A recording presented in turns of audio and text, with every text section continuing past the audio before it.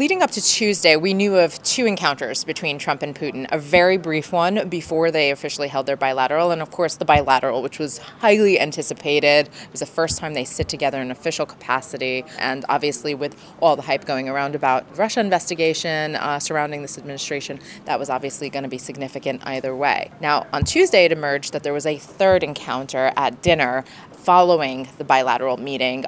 German Chancellor Angela Merkel had hosted a dinner for all the world leaders, their spouses, and a couple of translators were there too. The word emerged because the president of the Eurasia Group, consultancy based in New York, Ian Bremmer, had disclosed in a note to his clients that this meeting took place. It spread like a wildfire through the media, everybody trying to find out why was this meeting not known about.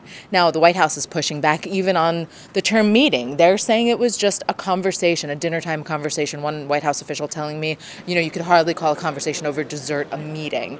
While it seems like it could be harmless and world leaders talk at these kind of events all the time, obviously any discussion with Putin right now is significant because of this ongoing investigation and because of the fact that there's no readout of the conversation. It raises a lot of questions. What was discussed? Did the president make any promises that he shouldn't have? Did the president discuss any inappropriate matters?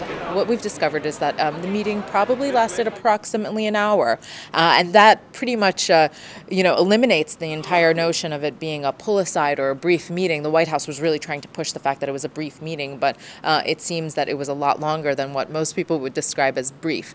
Now, Putin was seated next to First Lady Melania Trump for most of the dinner, and this is the White House justification for why he would go over to Putin and talk to him.